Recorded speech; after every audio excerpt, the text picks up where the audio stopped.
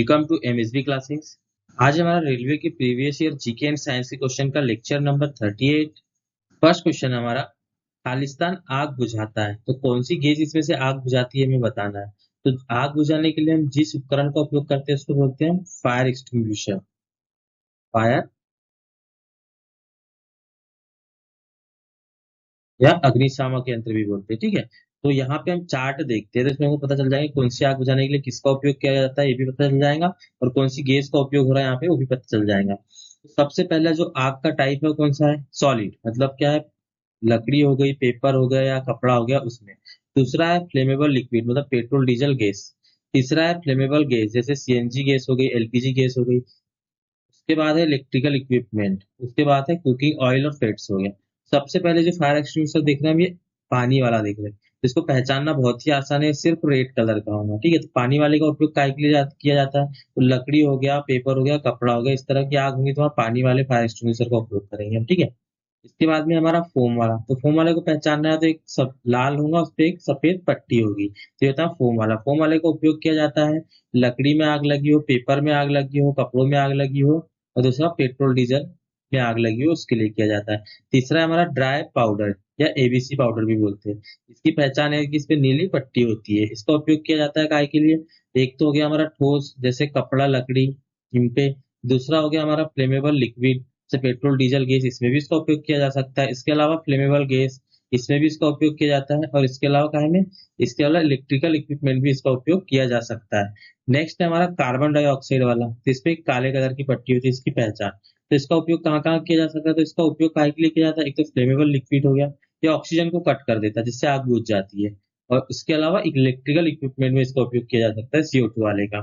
इसके बाद में है वेट केमिकल वाला, तो केमिकल वाले का उपयोग काय में, एक तो लकड़ी, कपड़ा, ठोस वाले में, और लास्ट का उसका कुकिंग ऑयल फेट से इसके लिए उपयोग किया जा सकता है। ठीक है, तो यहाँ हमने देख लिया सारे फायर एक्सटिंग्विशर भी देख लिए, उनके उपयोग भी देख लिए। तो यहाँ पे काहे का उपयोग आया था, एक आया था हमारा CO2 टाइप का।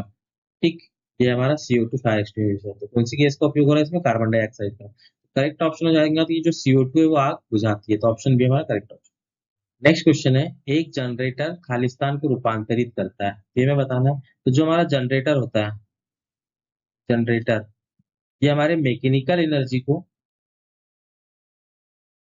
मैकेनिकल एनर्जी को चेंज करता है इलेक्ट्रिकल एनर्जी में, कर एनर्जी में। ठीक है, तो ये हो गया हमारा जनरेटर का काम, तो ऑप्शन यहाँ करेक्ट होगा। यांत्रिकी ऊर्जा को विद्युत ऊर्जा में परिवर्तित करता है। यदि मोटर की बात करें, मोटर की, तो मोटर क्या करता है, इलेक्ट्रिकल एनर्जी को कन्वर्ट करता है मैकेनिकल एनर्जी में, मैकेनिकल एनर्जी। ठीक है, तो यहाँ पे करेक्ट ऑप्शन ऑप्शन ए होगा। नेक्स्ट है हमारा, निम्नलिखित में से कौन सा ग्लोबल पोजिशनिंग सिस्टम के संबंध में सत्य नहीं है, मतलब जीपीएस के विषय में सत्य नहीं है, ये हमें बताना है। तो जो हमारा जीपीएस होता है वो रेडियो नेविगेशन प्रणाली पर आधारित होता है, पर रेडियो नेविगेशन प्रणाली, नेविगेशन प्रणाली पर आधारित है, और ये अमेरिकी सरकार का सिस्टम है। ठीक है, अमेरिकी सरकार का, जिसको ऑपरेट किया जाता है अमेरिकी वायुसेना द्वारा, अमेरिकी वायुसेना के द्वारा, जीपीएस। ठीक है, ग्लोबल पोजिशनिंग सिस्टम, तो इसका उपयोग किया जाता है पृथ्वी पर किसी भी चीज का सटीक स्थिति का पता लगाने के लिए, मतलब उसकी पोजीशन का पता लगाने के लिए। ठीक है, दूसरा होता है समय का पता लगाने का, तीसरा चाल का पता लगाने के लिए, चाल या उसका वेग कितना है, ये पता लगाने के लिए इसका उपयोग किया जाता है। ठीक है, तो इसका जो करेक्ट ऑप्शन होगा कि कौन सा सत्य नहीं है ये बताना, तो यह एक अंतरिक्ष आधारित नेविगेशन प्रणाली है, तो ये भी इसका सही है मतलब। दूसरा अब देखते हैं हम, इट्स प्रेडिक्ट साइक्लोन, तो साइक्लोन को प्रेडिक्ट नहीं करता है, तो इसमें गलत पूछा तो गलत यही है, ये यहाँ पे गलत है, मतलब ये हमारा करेक्ट ऑप्शन होगा। नेक्स्ट क्या है, इसे वाहनों की आवाजाही के लिए नक्शा तैयार करने में इस्तेमाल किया जाता है, तो बिल्कुल ये भी सही है। या कार के नेविगेशन के लिए इस्तेमाल किया जाता है, तो ये भी सही है। तो गलत था कौन सा, ये चक्रवात की भविष्यवाणी करता है, तो ऑप्शन भी हमारा करेक्ट ऑप्शन है। नेक्स्ट क्वेश्चन है, लोसुन त्योहार कहाँ का लोकप्रिय है। ठीक है, तो लोसुन त्योहार कहाँ का त्योहार है हमें बताना है। तो हम यहाँ जो जो ऑप्शन दिए सभी के त्योहार देख लेते हैं। तो हिमाचल प्रदेश होता है, उसके जो प्रमुख त्योहार होते हैं वो कुल्लू दशहरा, मिंजर मेला, लोसार, हल्दा, शिमला महोत्सव होता है। ठीक है, सिक्किम जो होता है उसका क्या होता है, लोसुंग होता है, माघी संक्रांति होता है, सागा दावा होता है। ठीक है, इसके बाद जो अरुणाचल प्रदेश होता है उसके प्रमुख त्योहार होते हैं लोसर, शोलुंग, मोपिन, न्यू ट्री। ठीक है, त्रिपुरा के जो प्रमुख त्योहार होता है क्या होता है, गरिया पूजा, खर्ची पूजा, दिवाली और अशोका अष्टमी। तो जो हमारा लोसुंग है, तो लोसुंग हमारा त्योहार कहाँ का होता है, ये सिक्किम का होता है। तो करेक्ट ऑप्शन क्या हो जाएंगे यहाँ पे, बी सिक्किम। नेक्स्ट क्वेश्चन है हमारा, बायोगैस का प्रमुख हिस्सा कौन सा होता है, हमें बताना है कि बायोगैस में सबसे ज्यादा कौन सी गैस होती है, उसका प्रमुख हिस्सा क्या होता है। तो जो बायोगैस होती है उसमें जो मीथेन गैस होती है CH4, कितना परसेंट होती है, वो 40 से लेकर 70% होती है। ये ग्राफ में देख सकते हैं, ये मीथेन गैस होगी। और जो CO2 कार्बन डाइऑक्साइड गैस होती है, ये 25 से लेकर 55% हो सकती है। ठीक है, इसके अलावा भी कुछ गैसें होती है जिसमें नाइट्रोजन होती है, 0 से 5% तक हो सकती है। हाइड्रोजन होती है तो ये 0 से 1% हो सकती है। और हाइड्रोजन सल्फाइड होता है तो ये भी 0 से 3% तक हो सकता है। लेकिन जो सबसे ज्यादा होती है, प्रमुख गैस होती है, कौन सी होती है, मीथेन गैस होती है। तो यहाँ पे करेक्ट ऑप्शन ऑप्शन सी हो जाएगा। नेक्स्ट क्वेश्चन है, कुष्ठ रोग को खालिस्तान नाम से भी जाना जाता है। तो जो कुष्ठ रोग होता है उसको हैंसन रोग के नाम से भी जाना जाता है। तो यहाँ पे करेक्ट ऑप्शन क्या हो जाएगा, हैंसन रोग। हैंसन रोग ये एक पुरानी संक्रामक बीमारी है जो कि माइको बैक्टीरियल से होती है। माइको बैक्टीरिया लेप्री, ये बीमारी फैलती है। ठीक है, ये किस किस चीजों को प्रभावित करती है, तो ये त्वचा को प्रभावित करती है, त्वचा को, तंत्रिका को, और उसके अलावा आंखों को प्रभावित करती है। यहाँ पे करेक्ट ऑप्शन ऑप्शन बी हो जाएगा। नेक्स्ट क्वेश्चन है, वह ग्रीन हाउस गैस कौन सी है जिसे हंसाने वाली गैस भी कहा जाता है। तो जो ग्रीन हाउस गैस की बात हो रही है, तो पहले हम ग्रीन हाउस प्रभाव देख लेते हैं क्या होता है। ग्रीन हाउस प्रभाव, तो क्या होता है कि जब सूर्य से आने वाली अवरक्त किरणें हमारी पृथ्वी से टकराती है और जब बाहर जाती है, तो ये जो गैसें होती है, ग्रीन हाउस गैसेस, उनको अवशोषित कर लेती है उसकी उष्मा को, और उसे बाहर नहीं जाने देती है। तो इसके कारण क्या होता है कि हमारी पृथ्वी का तापमान बढ़ता है, पृथ्वी का ताप बढ़ता है। तो इन गैसों को बोलते हैं ग्रीन हाउस गैसेस। तो जो ग्रीन हाउस गैसेस होती है उसमें सबसे ज्यादा क्या होती है, कार्बन डाइऑक्साइड होती है। ठीक है, ग्रीन हाउस गैस जो प्रभावित करती है।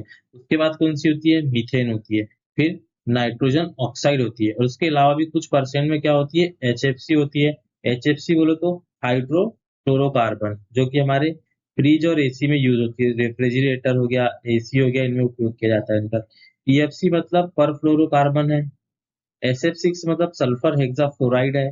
NF3 मतलब नाइट्रो फ्लोराइड है। ठीक है, ट्राइफ्लोराइड, नाइट्रो ट्राइफ्लोराइड है। इनमें से कौन सी गैस को हंसाने वाली गैस कहा जाता है, तो वो होती है नाइट्रस ऑक्साइड, जिसको हंसाने वाली गैस भी कहा जाता है। कौन सी, N2। करेक्ट ऑप्शन है ऑप्शन सी हो जाए। नेक्स्ट क्वेश्चन है, 4 साल में एक बार घटने वाली घटना को किस रूप में वर्णित किया जाता है। तो कोई घटना यदि 4 साल में एक बार घट रही है तो उसको चतुर्वार्षिक बोला जाता है। ठीक है, करेक्ट ऑप्शन यहाँ पे ऑप्शन बी हो जाएगा। नेक्स्ट क्वेश्चन है, दिल्ली में स्थित जंतर मंतर का निर्माण कौन से महाराजा ने कराया था, ये हमें बताना है। जो दिल्ली में स्थित जंतर मंतर है उसका निर्माण किया था जयपुर के जय सिंह द्वितीय ने, उसका निर्माण कराया था। और ये कब कराया था, तो ये कराया था 1724 में। इसके अलावा भी जंतर मंतर का निर्माण हुआ था। तो इसके अलावा कहाँ कहाँ पे हुआ था, तो जयपुर में हुआ था। ठीक है, उज्जैन में हुआ था, उज्जैन में भी जंतर मंतर का हुआ था। उसके बाद मथुरा में हुआ था, वाराणसी में हुआ था, मथुरा, वाराणसी। जंतर मंतर किस लिए बनाया गया था, तो ये बनाया गया था खेल के लिए और खगोलीय घटना के अध्ययन के लिए। खगोलीय घटना के अध्ययन के लिए। यहाँ पे correct option option B, Jaipur के जयसिंह द्वितीय ने बनवाए थे। नेक्स्ट क्वेश्चन है, वह कौन सा सुरक्षा बल है जो केंद्रीय गृह मंत्रालय के तहत नहीं आता है। जो नहीं आता है वो बताना है। तो जो केंद्रीय गृह मंत्रालय के तहत आते हैं वो हम बता देते हैं पहले, कि जो केंद्रीय गृह मंत्रालय में आते हैं कौन से हैं। तो है central arm police force, border security force, central reserve police force, central industrial security force, Indo Tibetan police, सशस्त्र सीमा बल, नेशनल सिक्योरिटी फोर्स और असम राइफल। ये सारे किसके अंतर्गत आते हैं, गृह मंत्रालय के अंतर्गत आते हैं। लेकिन जो रेलवे सुरक्षा बल है, ये गृह मंत्रालय के अंतर्गत नहीं आता है। कौन से, ये रेल मंत्रालय के अंतर्गत आता है, मंत्रालय के अंतर्गत आता है। और इसका जो गठन हुआ था ये हुआ था 1957। ठीक है, जो गठन हुआ था रेलवे सुरक्षा बल अधिनियम 1957 के तहत हुआ था। रेलवे सुरक्षा बल अधिनियम 1957 के तहत हुआ था। यहाँ करेक्ट ऑप्शन क्या हो जाएगा? रेलवे सुरक्षा बल, आरपीएफ, रेलवे पुलिस फोर्स।